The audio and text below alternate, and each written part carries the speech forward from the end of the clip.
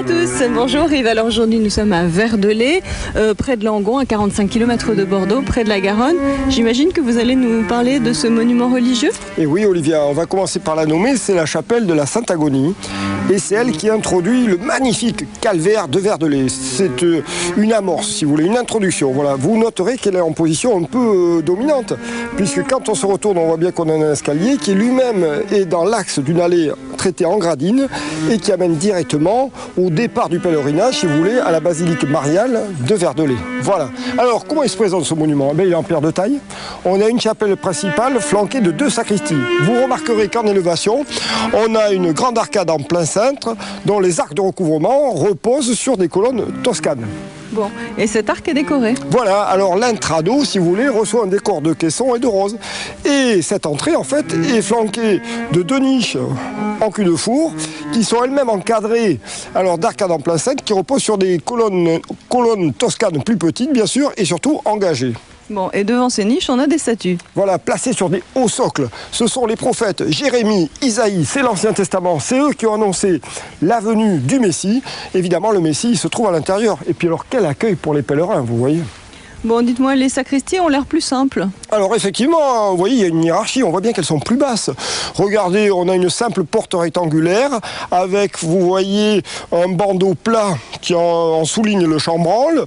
Le pignon se termine, vous voyez, par un élément cubique, alors que pour la chapelle principale, on a un fronton dont le tympan est décoré d'arceaux, sommé d'une croix. Et alors, au-dessus, on a un superbe toit à l'impériale qui lui-même est couronné par un lanterneau qui amène la lumière, mais qui joue aussi le rôle de campanile parce qu'il y a une cloche.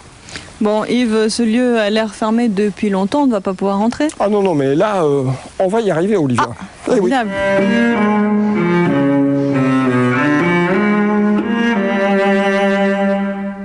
Alors, regardez le voûtement d'inspiration gothique, vous voyez, voûte d'ogive, compliqué ici de lire ni de tierceron. Et alors, regardez l'abside, Olivia. Oui, on a des statues, et parmi ces statues, on reconnaît bien sûr le Christ. Alors voilà, c'est celui qui est le plus en hauteur. Vous voyez, il est agenouillé, il est vêtu de son manteau pourpre, et en fait, il est en train de prier. C'est le Christ dans le jardin des Oliviers.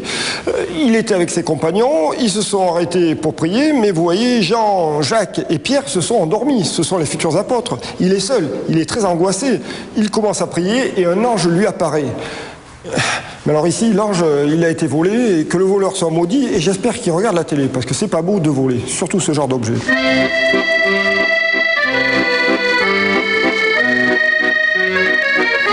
Bon, alors Yves, ça continue à monter, hein? Ah ben Olivia, c'est un calvaire, c'est un chemin spirituel, mais aussi un parcours physique, évidemment. Alors, il y a plein de petites chapelles, plus petites, naturellement, que le monument qu'on vient de voir, et elles sont toutes pareilles? Voilà, elles sont bâties sur un même modèle, un plan très simple, un plan carré. Regardez la couverture, c'est un toit 2 pans, couvert d'ardoise, le pignon est découvert. Alors là aussi, en élévation, on a une arcade en plein cintre, et donc vous voyez que là, elle repose, cette arcade, sur des colonnettes qui ont des chapiteaux accrochés. Vous voyez, il y a une petite variante là. Bon. Regardez également les piliers sur angle. Est-ce que vous voyez qu'ils se terminent, quand ça n'a pas disparu, par des balustres en forme de torche. Et puis quand même, regardez, ça aussi c'est charmant. Vous voyez la frise d'arceaux qui souligne le rampant qui était sommé d'une croix. Là, ça a disparu, mais d'autres fois, il nous reste des croix. Bon, on peut regarder à l'intérieur? Ah ben il le faut, Olivia. Alors regardez, on a une simple voûte d'ogive. Et alors, ce qu'il faut regarder, ce sont les clés de voûte, parce qu'on verra qu'elles sont différentes d'une chapelle à une autre, parce que ces clés de voûte, elles sont armoriées des armes des grandes familles qui, au 19e siècle, ont offert ces chapelles, si vous voulez, au calvaire. C'est très beau, et il y a un décor peint. Alors, ce décor peint, eh bien oui, il est sur les voûtes. Et alors, vous voyez qu'on a également la couronne d'épines, avec les croix, puisqu'évidemment, ici, on symbole le martyre du Christ.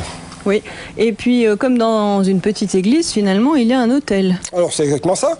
L'autel, vous voyez, bon, il est décoré d'arabesques, si vous voulez, végétales, vous voyez. Mais enfin ici, ce qui est important, c'est le phylactère sur lequel est inscrit le nom de la scène qui concerne la chapelle.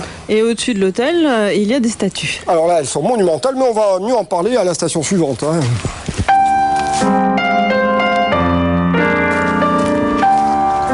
Mais voilà, Olivia, ces hauts reliefs de Verdelais, leur caractéristique, c'est d'être en grès ou terre cuite si vous préférez. Alors moi, ce qui m'impressionne, c'est la taille de ces statues. Ah, vous avez raison, vous voyez, c'est colossal.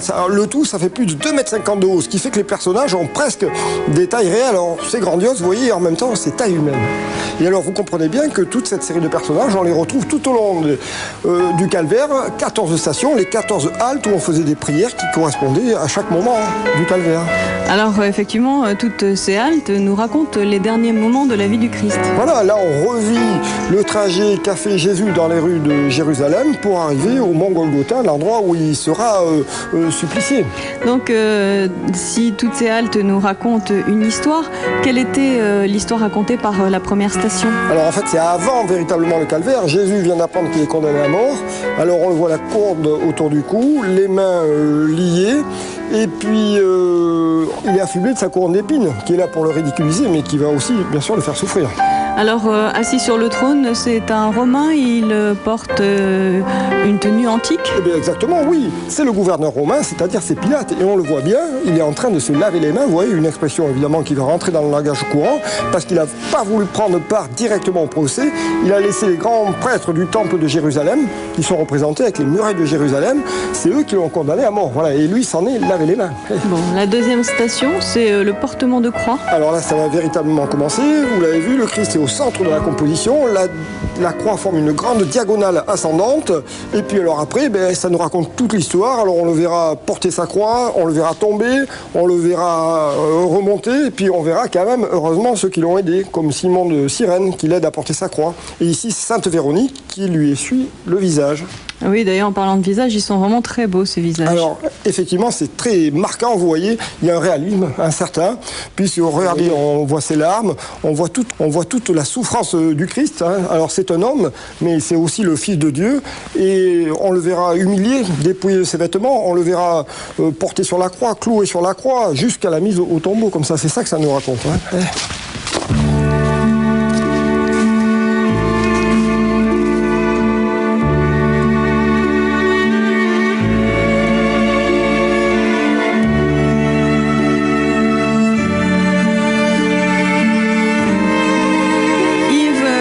Chapelle de la Sainte-Agonie, le monument religieux qui termine le chemin de croix est plus imposant que les autres chapelles? Alors, évidemment, lui aussi, vous voyez, c'est un monument de belle ampleur. En fait, c'est une construction arcade, alors couverte d'un dôme nervuré, lui-même recouvert de zinc et sommé d'une croix tréflée. Voilà, c'est la chapelle du Saint-Sépulcre. Bon, et à l'intérieur? Alors, à l'intérieur, eh bien... on voit l'autel, et en fait l'autel il sert de base, si vous voulez, de piédestal au sarcophage du Christ. Et alors là, vous voyez les personnages en rang de bosse. On peut reconnaître Nicodème qui est placé au pied du Christ, Joseph d'Arimathie qui tient le linceul à la tête. Et alors on voit que, en fait, c'est des personnages du XVIe siècle. Ils sont issus d'une mise au tombeau du XVIe siècle qui était dans le château de Biron.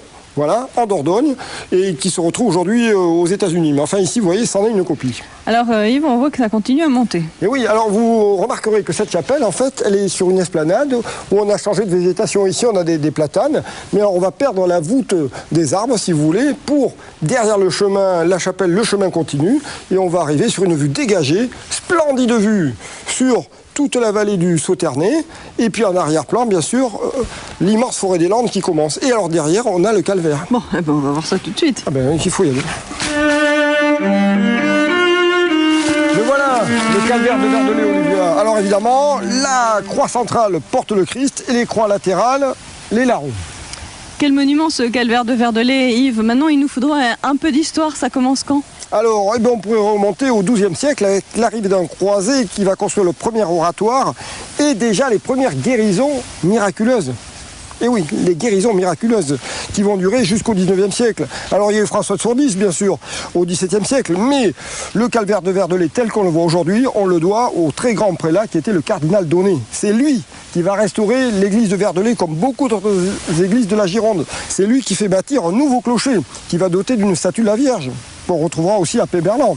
Et c'est lui qui réaménage toute cette colline avec ce calvaire superbe, et il aura l'appui de l'empereur. Le pape lui-même va donner 2 couronnes qui vont couronner la Vierge et le Christ de la statue de Notre-Dame de Verdelais. Et alors c'est lui qui fait ces aménagements colossaux. Bon, quand je parlais d'histoire, je pensais que vous alliez nous parler de monuments, des sculpteurs. Eh bien oui. Alors on laisse tomber l'architecte Dufault, mais nous on va surtout s'intéresser à Martial Clerc, qui appartenait à la maison Vireban de Toulouse. Et on peut dire qu'ici, il a rendu ses lettres de noblesse au grès, à la céramique, puisqu'ici, la céramique rivalise avec le bronze. Eh bien sûr, c'est superbe. Alors c'est une sculpture très académique du 19e siècle. Vous avez vu le rendu anatomique, la beauté des corps très bien dessinés. Mais il y a un mélange aussi d'une partie un peu gothique. Et alors comme c'est quand même quasiment grandeur nature, vous voyez, c'était de véritables tableaux vivants. On devait revivre la Passion du Christ. On venait de tout Bordeaux.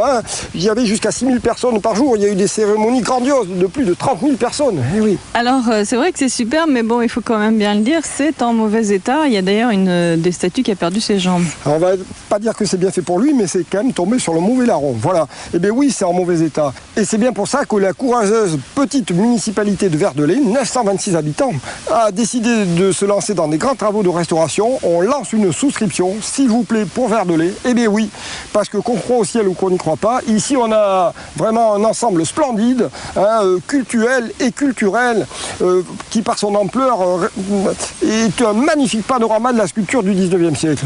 Verdelais les amis, Verdelais. À très vite.